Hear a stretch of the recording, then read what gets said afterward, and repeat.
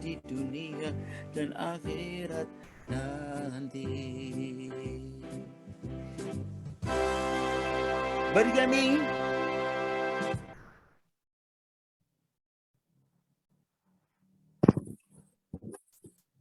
Selamat malam para penyayang lansia, Bapak Ibu, praktisi tenaga medis maupun pemerhati lansia yang saya hormati dimanapun Anda berada. Selamat malam, selamat berjumpa lagi pada Practical Elderly DIY PED yang ke-27 pada acara sesi ahli lansia menjawab yang akan menjawab pertanyaan Bapak Ibu pemirsa sekalian pada tema yang lalu, yaitu pengobatan yang rasional pada lansia bersama Practical Elderly DIY atau disingkat dengan PED. Malam ini kita akan dibersamai oleh bicara utama kita, yaitu Dr. Probo Suseno, SPPD Kager, Finasim SEMM. Baik, sebelumnya akan kami sapa terlebih dahulu. Selamat datang Dr. Probo. Apakah sudah hadir dan terdengar suaranya dengan baik? Alhamdulillah. Assalamualaikum warahmatullahi wabarakatuh, Mas Wisnu, Mas Rahman. Sehat?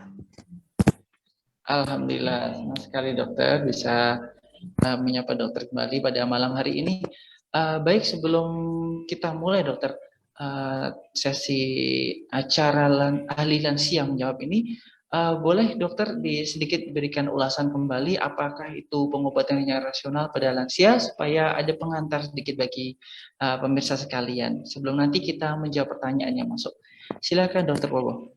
Ya, jadi lansia itu penyakitnya ada di ciri khusus ya. Yang pertama, sering bersifat multipatologis. Dalam satu tubuh penyakitnya banyak ya, lebih dari satu.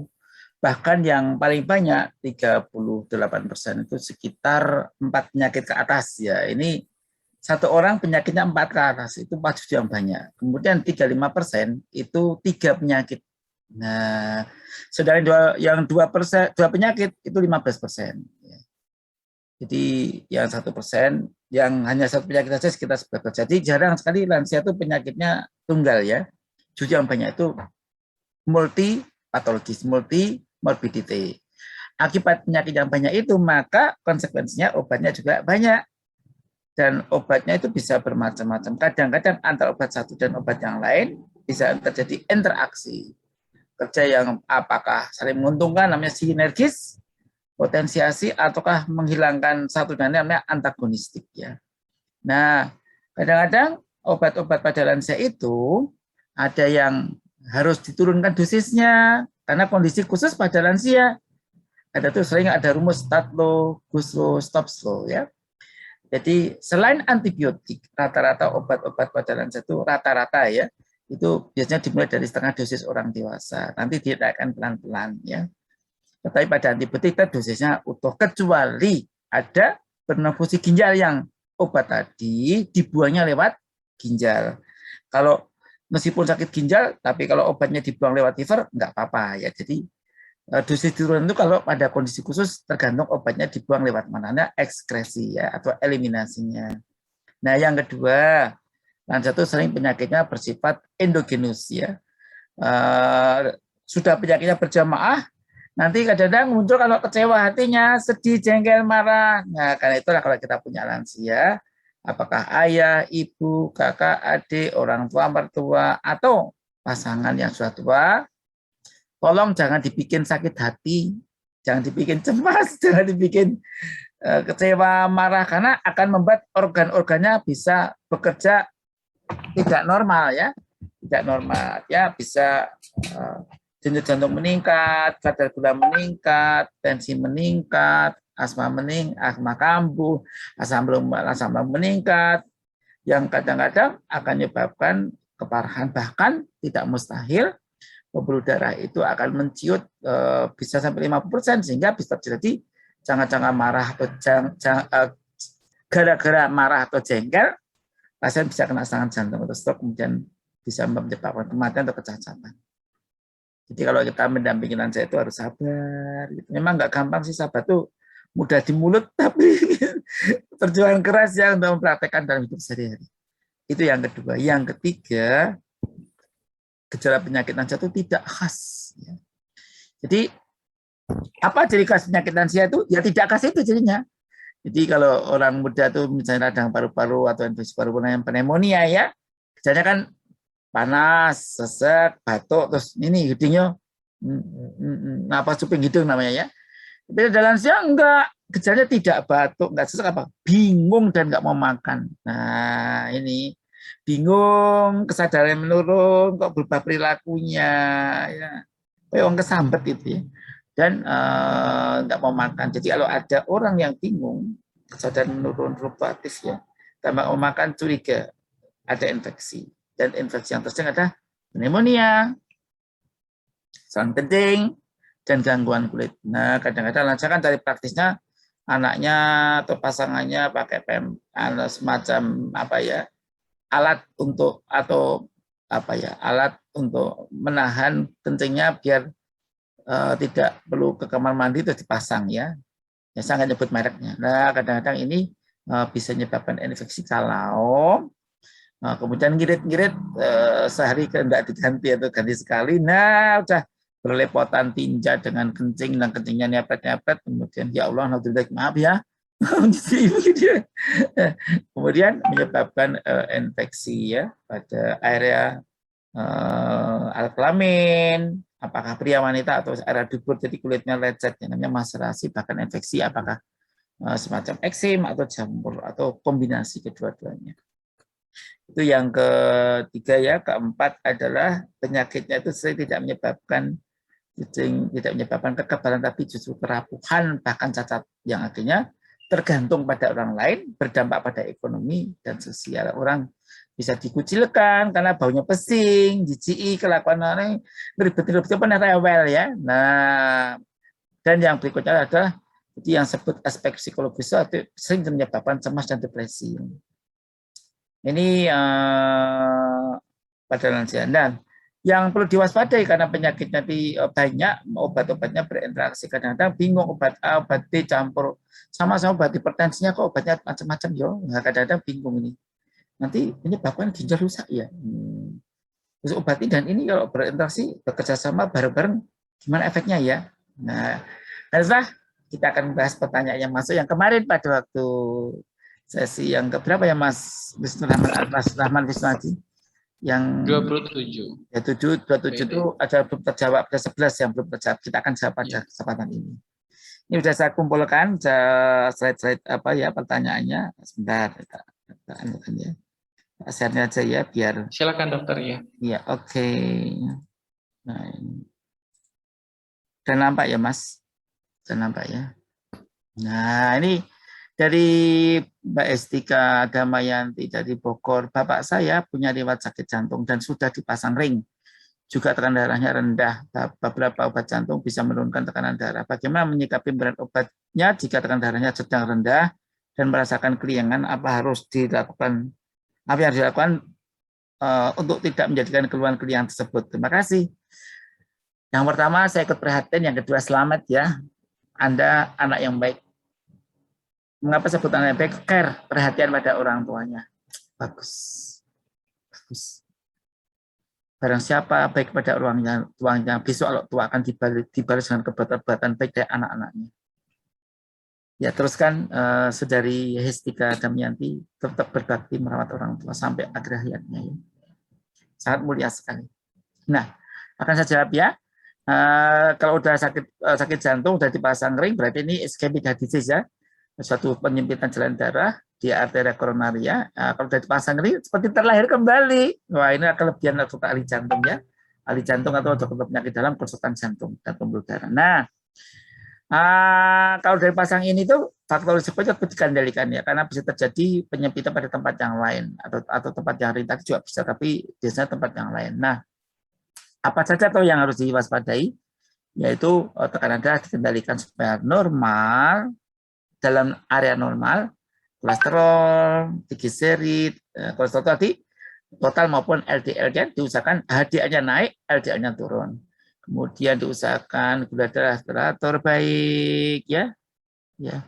Kemudian diusahakan pula berat badan jangan kegemukan, olahraga yang cukup supaya tidak terjadi penyempitan baru. Ada 15 faktor ya. Nah, saya kupas ya. Nah, Sekarang kalau udah pakai obat tensinya jadi normal, kok cenderung rendah ya. Kalau kalian sangat mungkin dosisnya harus disesuaikan. Kalau Bapak Anda, Mbak Saudari Yestika Damayanti sudah menerima yang senang itu biasanya dosisnya akan diturunkan tensinya ya. Ya bisa turunkan, ngabari dokternya, dok gimana dok? Ya turunkan, misalnya obatnya amlodipin ya, atau obatnya beta blocker atau AIRA, kelompok sartan biasanya kalau dikurangi Mbak, dosisnya separuh dulu ya, diberikan separuh dulu. Nah, ternyata dan separuh jadi bagus, tidak keliangan dan tensi terkendali, tensinya normal. Nah ini bagus dan ini bagus ya, artinya boleh diturunkan ke dos, tapi ngabari dokter jika ada apa-apa bisa dapat dan pengawasan dokter. Jadi bisa ya. Kalau pas keliangan ya tiduran saja. Ya, karena obat itu waktu paruhnya kan tidak sama, kelompok sartan dan kelompok CCB seperti amlodipin, beta blocker seperti bisoprolol itu waktu paruhnya nggak sama, sehingga untuk membuat dosis obat itu hilang dalam tubuh itu butuh waktu. Ada yang 12 jam, ada yang 8 jam, nanti ada 7 jam, ada 3 jam, nanti lah efek obatnya sudah berkurang, nanti akan jadi kelingannya hilang sendiri. Tapi sementara bisa kalau pas kelingan itu tiduran, kalau memang yakin rendah ya minum teh ya, teh yang enak ya, teh mengandung kafein menaikkan sedikit tekanan darahnya.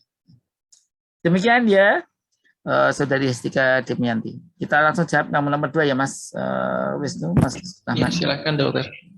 Ini dari Saudari Erna Suyati dari Sleman ya. Terima kasih ya, Saudari Erna Suyati dari Sleman. Ibu Erna Suyati, Mbak Erna Suyati menanyakan, ibu saya umur 80 tahun. Wah, saya senang nih, banyak anak-anak yang sayang pada orang tuanya, merawat orang tuanya, care, senang sekali saya. Ini berarti tidak melakukan elder mistreatment ya, tidak memperlakukan semena-mena, tidak melakukan serah pada orang tuanya ya.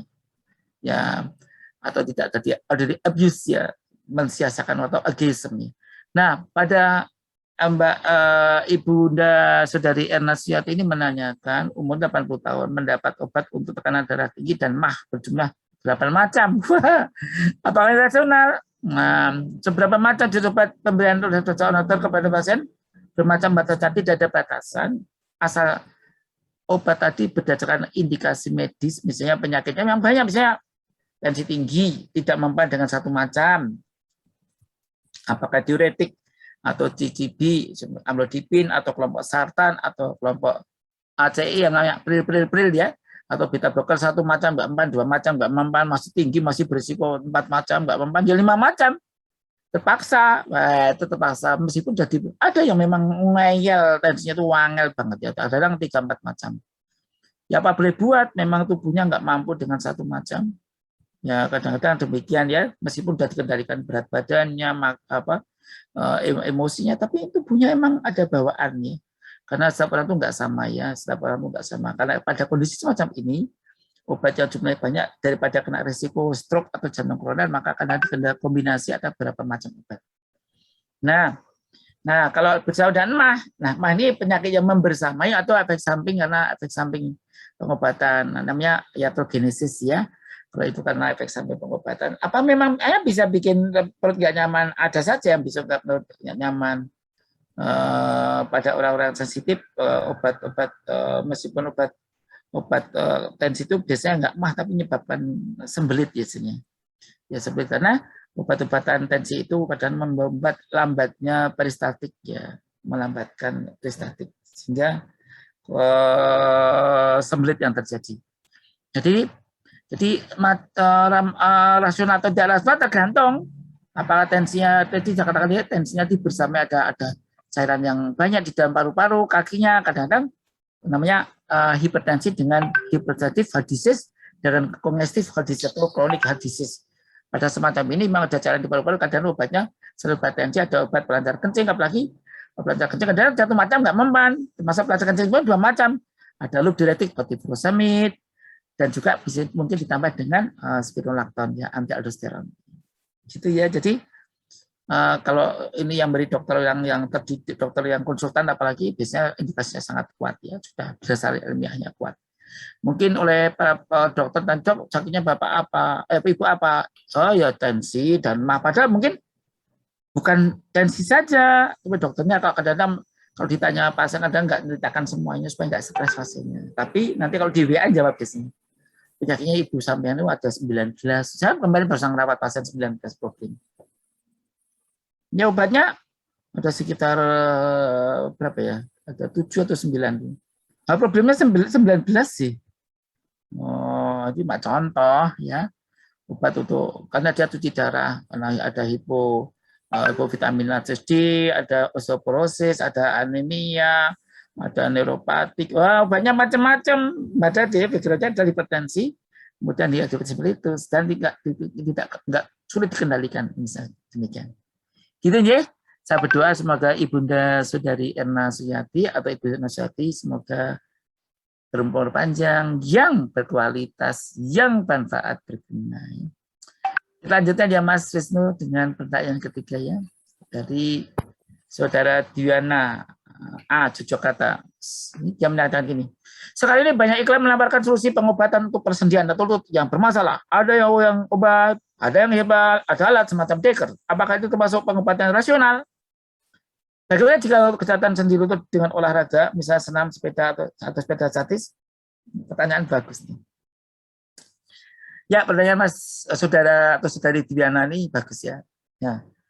Rasional tidak rasional itu tergantung indikasinya. Kalau sendi lutut diakibatkan osteoartritis, akibat karena kegemukan sebagai faktor utamanya, maka dengan badan diturunkan, maka akan sendinya akan bagus. Lah, menurunkan badan dengan misalnya dengan sepeda statis atau sepeda statis, maka ini jadi rusak rasional. Mengobati sendinya dengan cara menurunkan berat badannya sambil menjaga supaya sendi-sendi kakinya masih tetap lentur ya, baik ya, sendi-sendinya itu masih bisa berfungsi dengan baik ya, tidak kaku ya, tidak terjadi limitation of movement ya, tidak ada keterbatasan gerak. Jadi rasional.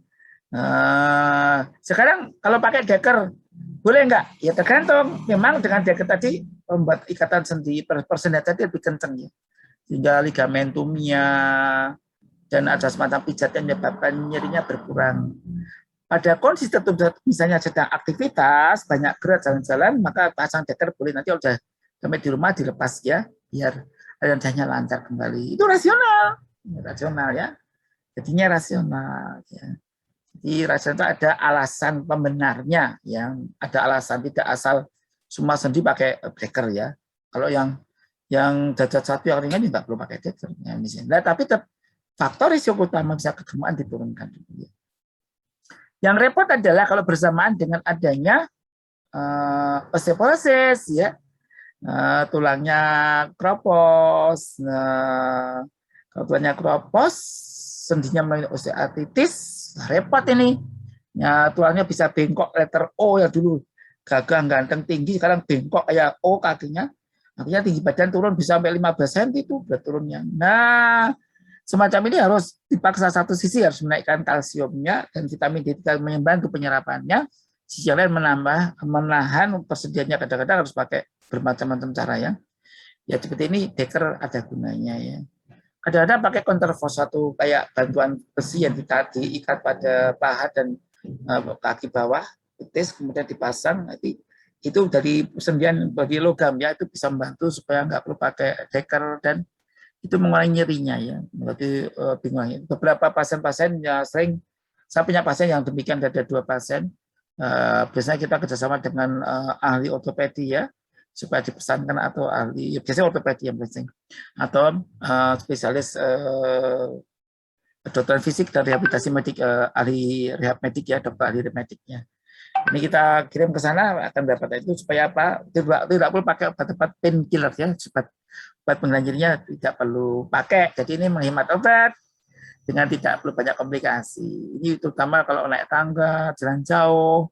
Saya punya pasien demikian, orang pendidik. Jadi rasional tidak tergantung indikasinya. Demikian dia Saudara Diana A. Kita lanjut. Ini ada Diana Tiga dari Sleman. Orangnya bedanya. Oh, ini Diana. Saya bertanya dokter, ibu teman saya umur 83 tahun mengidap diabetes, dulu pernah juga mengalami stroke karena juga ada hipertensinya, tapi alhamdulillah bisa sembuh dan sehat. Tapi ibunya beberapa kali mengalami keadaan seperti tidak bisa berbicara. hanya pandangannya melihat ke satu tempat, tapi tangan kakinya masih bisa digerakkan walaupun hanya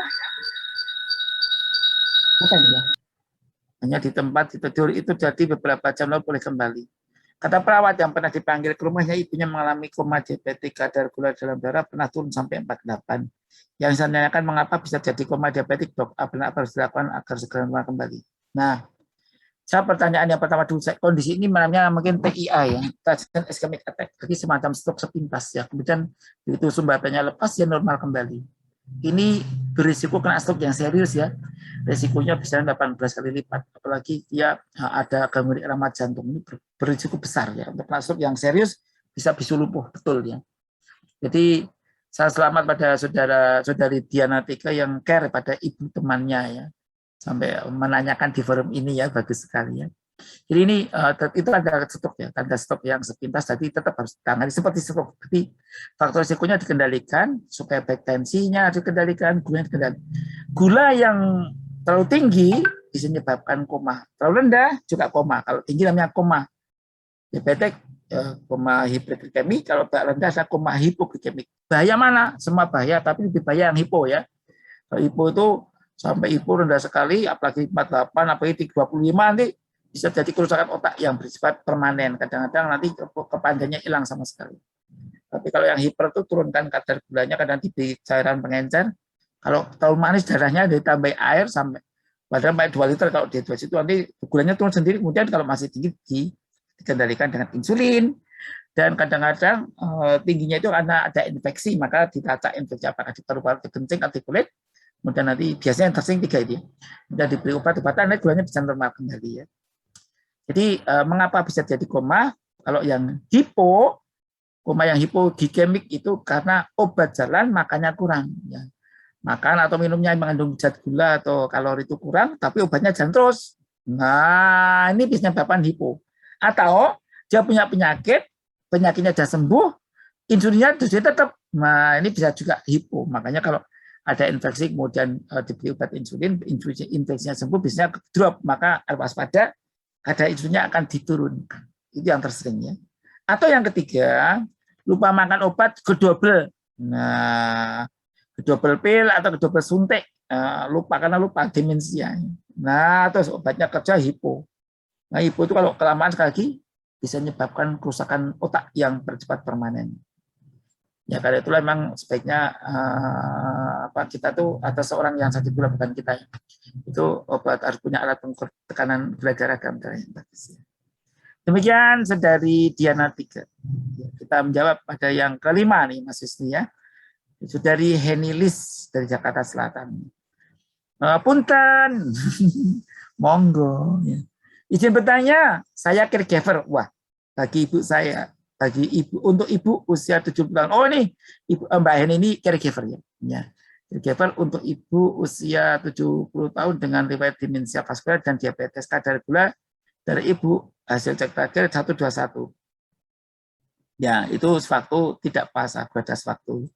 Kadar gula darah pernah 160-170 lalu diberikan obat formin 500 mg 2 kali 1. Pertanyaan, apakah ibu akan minum obat gula seumur hidupnya walaupun kadar gula darahnya sudah berangsur turun? Mohon penjelasan.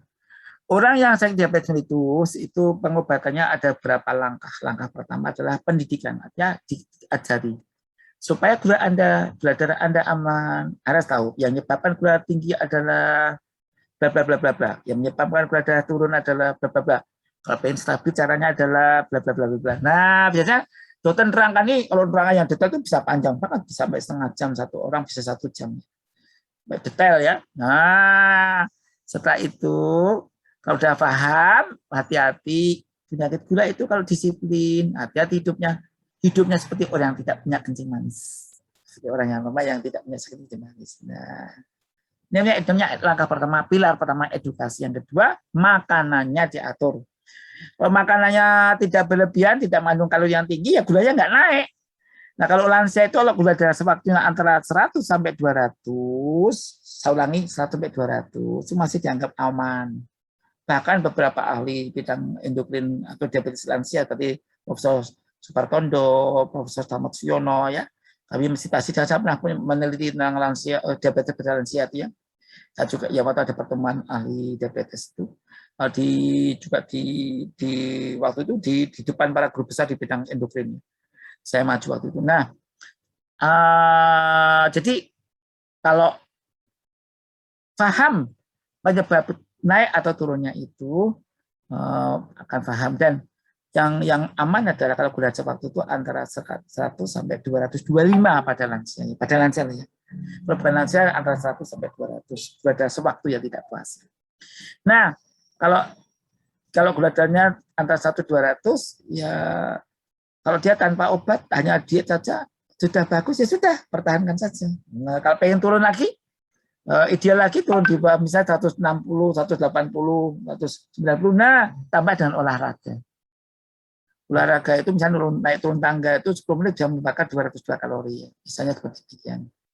Berjalan kaki 6 menit dan kecepatan 100 meter per menit, nah itu bisa membakar kalori yang cukup besar. Misalnya demikian ya.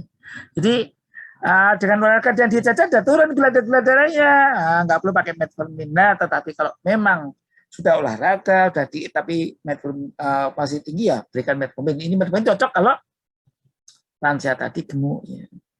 Karena metformin itu obat yang kimia diberikan pada seorang yang diabetes agar reseptor insulin itu lebih sensitif, dia bisa membuka dan gula darah bisa masuk ke dalam sel. Nah, karena itu metformin itu jarang menyebabkan drop, biasanya jarang sekali. Ya. Tapi kalau yang karena hanya membuka reseptor supaya gula darahnya masuk ke dalam sel. Tapi kalau seperti obat-obat yang namanya secretagogue, sifatnya ya, yang memicu insulin keluar dari sel beta pankreas itu bisa drop memang. Ya. Gitu ya. Nah, kalau metformin nggak mempan, jadi obat-obat yang insulin ini kan reseptornya. Nah, seperti obat yang glimapirid, glibenclamid dan semacamnya itu bisa memicu sel beta pankreas memproduksi insulin. Kalau ini bisa menyebabkan dropnya. Nah, ya, tapi kalau memang perlu pakai itu ya pakai. Dan kalau memang tidak mempan itu terpaksa pakai insulin ya. Apalagi ada infeksi kulit, infeksi paru-paru, ada koreng, borok, nah itu harus sangat jantung, pakai yang insulinnya, bukan pakai yang pil. Karena apalagi metformin ada kelainan-kelainan iskemik heart disease atau sakit stroke iskemik nggak perlu diberikan ya, karena tidak menguntungkan. Gitu ya. Nah, jadi apakah pakai minum obat selama hidup ya tergantung. Jangan lupa yang berikutnya adalah perlu yang pilar keempat ya. Itu arti pilar ketaatan pendidikan, makan, olahraga, obat. Empat tambah satu lagi berdoa, bersedekah. Ada orang yang beruntung yang tentu 25%, meskipun kadar gula tinggi nggak ada komplikasi. Saya punya guru ahli penyakit dalam juga dia juga ahli diabetes dan juga penderita diabetes. Kadar gulanya itu nggak normal, lebih tinggi tapi sama sekali nggak ada komplikasi. Namanya orang yang beruntung. Tinggi tapi nggak ada impotensi, nggak kena stroke, nggak jantung juga. Nah ini kan namanya orang beruntung. Orang yang beruntung tuh kadang-kadang kadar gulanya tinggi tapi normal itu sekitar 20-25%. Tapi ada juga yang sial ya. Kadar gula terkendali tapi kena komplikasi. Apakah itu makro, angiopati, mikroangiopati, neuropati dan sebagainya. Demikian ya, saudari Henilis yang merawat orang tuanya. Selamat ya, saya senang sekali banyak ibu-ibu, mbak-mbak yang merawat orang tua sendiri. Katakan yang ke-6.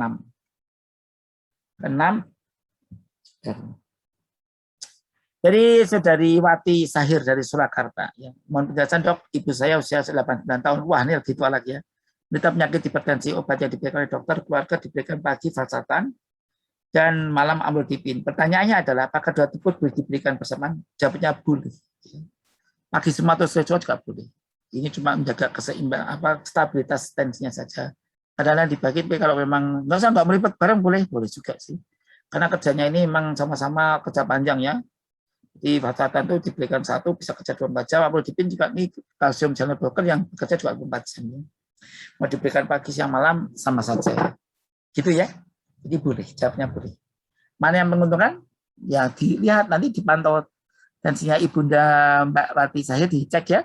Tensinya pagi siang malam gimana stabilnya? Oh ya dibarengkan pagi stabilnya, pagi stabil, siang stabil, malam stabil, pagi. Ya sudah teruskan saja. Oh yang penting itu orang tua itu lebih nyaman. Saya nyamannya malam, ya udah malam, tapi jamnya ajak ya. Kalau pagi-pagi malam. Jadi Aku nggak mau nek malam aku obat lupa ya sudah terus gimana yang aku minta pagi pas sarapan oke turit aja ya. Yang penting lansia tuh dibuat hatinya senang ya. Nanti senang nanti dan seperti meskipun obat tapi dibuat marah nanti tensinya naik juga. Namanya fase konstruksi ya. Itu karena pacuan saraf yang sifat. Jadi kan Ibu Hati selamat ya, saya semangat. Ini banyak ibu-ibu mbak-mbak yang merawat orang tua sendiri. Keren. Anak baik. Putri baik. Ketujuh, ini dari Ibu Dewi, Mbak Dewi Suhruliawati dari Temanggung. Nah, ini tempat kelahiran anak saya. Istri saya di Temanggung juga ya, saya juga kerja di Temanggung. Saya di Mujahidin. Nah, ibu saya, ibu dari Dewi atau Ibu Dewi Suhruliawati. Ibu saya 70 tahun ada lewat darah tinggi, pernah jatuh. Sekarang tangan kirinya gerak-gerak terus dan kakinya cenderung bertekuk sendiri meskipun sudah diluruskan. Sudah operasi ganti sendi pada kedua lututnya yang sering kaki kalau untuk beranjak berdiri. Ya. Pertanyaan, apakah ibu saya pernah stroke mengingat lewat darah tinggi dan jatuh? Dan dua, apa hasil operasi ganti sendi bisa bertahan berapa lama? Ya. Pertanyaan pertama, sangat mungkin stroke ini. Karena gerak-gerak sendiri, di luar kendali, dan tekuk sendi seperti ini, hampir pasti stroke. Ya. Kalau tapi sudah terlambat ini penyembuhannya mungkin tidak akan tuntas ya. Tapi kalau kejadiannya baru saja, nah ada golden period atau golden time ya. Itu 6 jam pertama kena stroke itu bisa bagus ya. Tapi memang semua takdir Allah ya. 3 bulan terakhir, 3 bulan pertama itu fase-fase yang harus pemulihan disiplin ketat oleh ahli stroke ya. Dokter neurolog, spesialis saraf atau spesialis neurologi itu sangat tepat berobat ke sana ya. Nah, kalau pada lansia yang di Australia itu berkolaborasi ahli geriatri dan ahli saraf. Nanti dikendalikan faktor-faktor risiko dan diberikan neurotropik vitamin-vitamin yang memperbaiki fungsi sarafnya. Apakah kelompok racetam, kemudian nikolin dan sebagainya. Jangan sebut mereknya. Jadinya ada berapa itu pro kontra dari evidence based medicine. Itu beberapa obat-obat ada yang perlu, ada yang tidak perlu, ada yang diberikan sampai 6 bulan, setahun dan sebagainya. Sakit saraf atau fungsi otak ini kalau terjadi kepalan yang parah apa demensia jangan terjadi yang perlu dilakukan apa ya namanya tadi pengobatan ada kuratif, preventif, promotif, rehabilitatif dan namanya restoratif ya. Ini sekarang berkembang ilmu ini di kalangan para ahli saraf atau ahli neurologis untuk mengambil bidang ini. Bidang ini bisa memperbaiki bagian-bagian yang rusak akibat stroke atau akibat proses aging degeneratif nanti bisa baik lagi. Meskipun tidak 100%, tapi sangat menolongnya. Ilmu ini ilmu yang berkembang sampai saat ini berkembang ya, bagusnya. Saya sarankan datang ke dokter saraf ya, neurolog, dicek mungkin tolong bawa asuransinya ya, BPJS-nya karena ini membutuhkan pemeriksaan dan ya baik pemeriksaan pendukung seperti profil darah, kolesterol, dan lain sebagainya, termasuk CT scan atau yang lainnya. Masuk EKG, jadi ini butuh biaya besar. Kalau biaya sendiri bisa bikin bokek nih. Kalau punya asuransi silahkan ya. Yang kedua, apakah hasil operasi bisa bertahan berapa lama? Bertahan berapa lama tergantung orangnya ya, memperlakukan lutut atau bagian yang tersambung tadi bagaimana. Orang yang sudah diberikan ganti sendi lutut, itu bisa saja nanti nggak berfungsi dengan bagus. Kalau faktor risiko utama nggak diturunkan seperti kegemukannya ini bisa meleok lagi. Saya punya beberapa kasus, bukan pasien saya tapi ini seorang senior juga dokter juga. Sampai bengkok letter O, benar-benar begitu operasi oleh ahli ortopedi bagus. Tapi dia lupa berat badannya nggak turunkan bengkok lagi. Waduh kasihan lagi. Ya jadi cuma contoh di bengkok teman karena dia keropos tulang. Terus untuk proses gemuk, wow, saat itu terjadi juga melengkok tulangnya. Operasi lagi, kasihan ya. Bahkan sebenarnya kalau nggak sampai obesitas yang morbid obesity nggak perlu sampai operasi ya sebenarnya. Begitu Ibu Dewi Suhruliawati. Jadi ketahanan lamanya nggak sama setiap orangnya. Bisa sampai bertahun-tahun, bisa sama hidupnya, tapi ada juga yang cuma setengah tahun udah jebol atau tergantung dari hidupnya. Nomor 8 ya Mas Rahman Wisnu Aji. Bu Titi ini dari Gunung Kidul nih. Selamat malam dokter, kreatinin saya cek di lab suatu lab itu 1,1, rujukannya 0,7 sampai 1,5, ureumnya 24, rujukannya 10-50. Ini berarti kan normal ya. Sebulan kemudian saya cek tempat yang sama menjadi kreatin 1,3, ureumnya 54. Saya shock. Saya pikir karena saya beberapa yang minum obat lambung, tapi cuma 3 biji kok berhenti, tapi kok bisa naik setinggi itu ya dok. Terus biasa ke lab rumah sakit administrator penyakit dalam, hasilnya beda, 1,14, ujiannya 1,6 dan 1,1, uriumnya 2,3, ujiannya 11,43. Mana yang benar dok? Nah jawabnya semua bisa benar, karena hasil lab itu tergantung satu, kondisi saat diambil darahnya bagaimana. Yang kedua, alatnya apakah sudah di namanya apa di Tera ya, makanya ada lab-lab yang mendapatkan sertifikasi ISO ya, atau yang semacamnya, sertifikasi internasional semacam GCI atau ISO.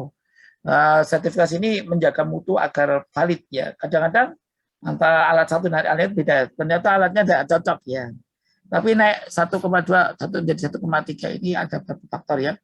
Kalau seseorang yang terlalu banyak protein, sebenarnya ada gangguan fungsi ginjal karena ada tensi protein urea dalam kencingnya mengandung tergambarkan proteinnya atau albumnya keluar lewat kencing, maka ini dimungkinkan sangat mungkin ginjalnya mulai penurunan fungsi. Kalau seperti itu bisa disebabkan karena tensi tinggi atau gula darah yang tidak terkendali, menyebabkan nefropati diabetika atau nefropati hipertensi. Bahkan asam urat yang tinggi juga bisa merusak, namanya nefropati Gout ya, atau nephritis Gout. Ini menyebabkan kerusakan ginjal. Tapi kalau masih 1, itu masih 1,1, 1,4 sampai 2 itu masih relatif aman ya. Jangan stres banget, Ustaz, nanti bisa naik loh. Obat-obatan kalau obat tadi tidak bersifat nefrotoksik ya nggak apa-apa, apalagi obat tadi FT setengahnya berapa lama ya, nanti kalau bisa dibuang dengan bagus ya akan hilang cairan, pulih lagi. Ini kan jadi karena normal kan ini pulih lagi ya, ini kan normal ya 1,14. Nah, apa yang obat lambung cuma 3 hari bisa menaikkan kreatin sampai 0,2 ya bisa saja. Yang tanpa minum apa-apa bisa naik kok, misalnya olahraga melalui batas, kurang istirahat, banyak proteinnya jebol bisa naik juga ya. Gula darah tinggi, tensi tinggi bisa menaikkan. Jangan kan 0,2 bisa jadi 1,1 menjadi 1,4 ya bisa. Bisa jadi 2 ya juga bisa.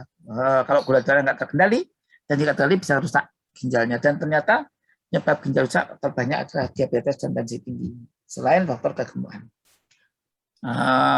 Kegemukan itu ternyata bisa merusak semua organ ya, tidak hanya sendi, lutut, tapi liver, jadi fatty liver, nggak sampai nyaman, ginjal banyak, karena obesitas merembetnya ke penyakit-penyakit yang lain.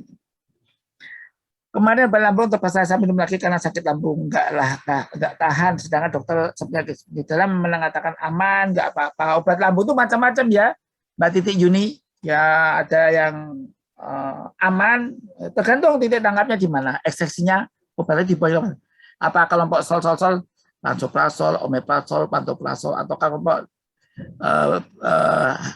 dua reseptor blocker misalnya apa, ranitidin, simetidin, famotidin, atau antasida biasa menetralkan asam pengadam misalnya kalium hidroksida, aluminium hidroksida, KOH, MDOH, dan yang disebut obat-obatnya antasida namanya. Kadang dicampuri campuran tertentu jadi obat patennya tuh antasida ya, tapi obat generiknya obat generiknya antasida, tapi patennya bisa macam-macam.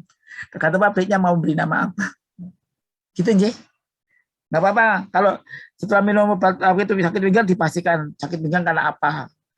Karena banyak para pakar mendapatkan seperti ahli psikosomati mendapatkan bisa sampai 7% tuh sakit pinggang itu ternyata hanya faktor cemas tegang. Tetap kita harus menepis.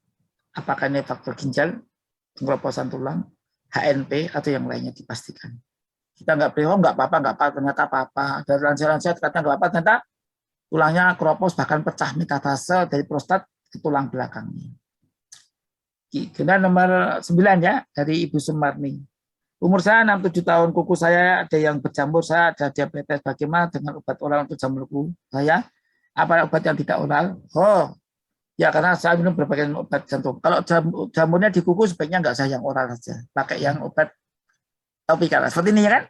Nah, yang mana kakinya? Yang ini. Ya. Obat untuk kuku jamur kuku itu banyak. Kuku jamur pada kuku namanya onychomycosis, nama lainnya Datinea ungulum.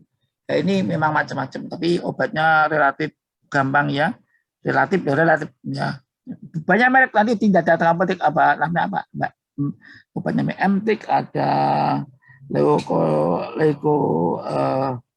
Ekonokia yang lain, nanti mereknya banyak sekali, bahkan pakai bawang juga bisa. Nanti yang penting setelah itu dibersihkan, usahakan kering ya, karena pada orang diabetes malah lebih mudah kena jamur di tubuh, di kuku, di selangkangan dan sebagainya.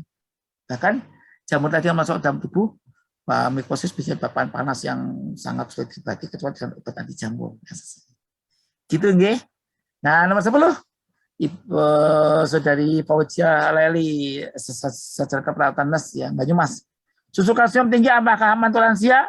Jawabnya tergantung lansianya. Kalsiumnya normal atau tinggi. Kalau kalsiumnya sudah tinggi, hiperkalsium, misalnya kalsiumnya sudah tinggi, diberi obat yang kalsium tinggi, wah, terjadi hiperkalsemia. Hiperkalsemia justru kelebihan kalsium, nanti akan dibuang oleh tubuh, oleh ginjal,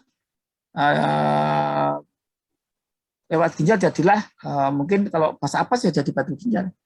Kalau enggak ada lewat feses, tapi kadang-kadang disimpan dalam tulang, tulangnya sangat padat, tapi malah getas ya.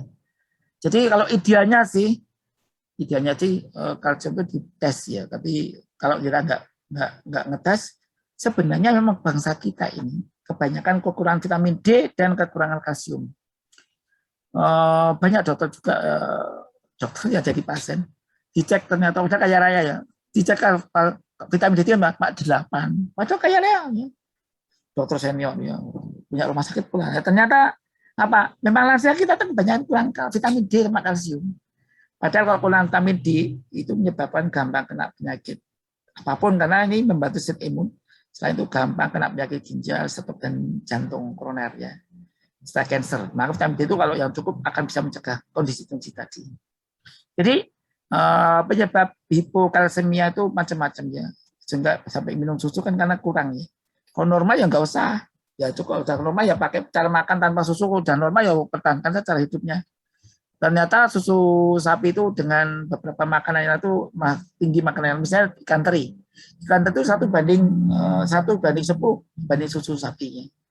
Artinya apa? Ini bahasa punya datarnya ya. Artinya ikan teri itu tertinggi kalsiumnya, diambil seluruh dari makanan yang ada di dunia ini. 1 ons ikan teri sama dengan 10 on susu sapi. Bisa ya demikian. Ini yang analisa bukan saya tinggal baca saja. Ya, kemudian daun paya itu kalsiumnya bisa 6 kali lipat dibanding susu sapi ya. Kemudian atau kolokopis ya. Ini cuma contoh. Jadi ternyata susu kalsium tidak harus dari susu sebenarnya, bisa dari yang lainnya. Yang penting penyerapan kalsium akan terganggu pada lansia karena proses tua, dan dia akan membaik dengan cukupnya vitamin D. Kalau vitamin D-nya cukup, penyerapan akan bisa maksimal di dalam ususnya. Tapi tanpa apapun, lansia itu kalau di ususnya memang penurunan penyerapan absorpsi di usus sampai hanya 30%. Gitu ya, Mbak Fauzia Leli. Kalau terjadi hipokalsemia itu ya memang kalau hipo ya, hipo itu tulangnya dikeropos, giginya juga bisa keropos, bisa tahu-tahu kok gripis entek ya portal itu karena apa? Tubuh itu akan membuat kalsium dalam batu acak kadarnya. Tapi kalsium itu tidak hanya dipengaruhi makanan, juga dipengaruhi hormon lain namanya hormon paratiroid hormonnya, letaknya di belakang tiroidnya. Nah ini kalau dia bekerja melalui batas yang hiperparatiroid, itu bisa menyebabkan keropos tulang lebih cepat.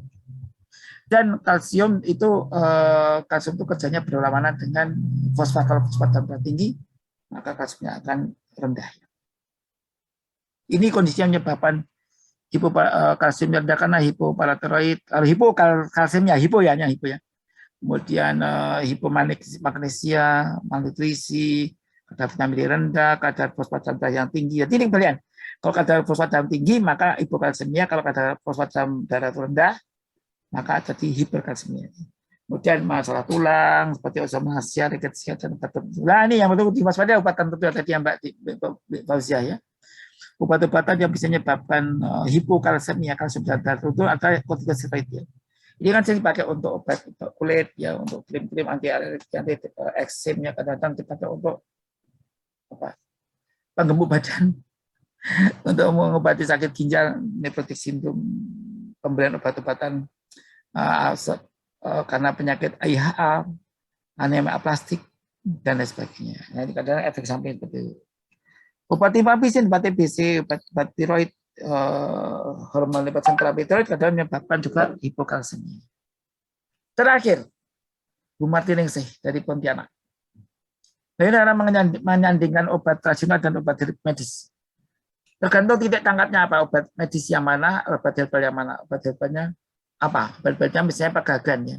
Pegagan itu fungsinya sangat banyak, meningkatkan aliran darah, bisa memperbaiki kekuatan otot, mencegah sarkopenia, bisa memperbaiki pada aliran darah ke arteriodosis dan menyebabkan bisa untuk pengobatan untuk distribusi ereksi, bisa untuk nutrisi yang bersifat untuk memperbaiki saraf karena menyebabkan sistem berbakunya lebih baik. Nah ini itu kalau obatnya dibandingkan dengan obat medis nggak masalah, bareng aja dengan obat tensi, diabetes nggak apa-apa. Tapi kalau kita bingung, secara gampang adalah jangan barengkan jaraknya 1-2 jam. Ada yang makan 2-3 jam, monggo itu untuk amannya saja. Demikian ya, Ibu Martiningsih.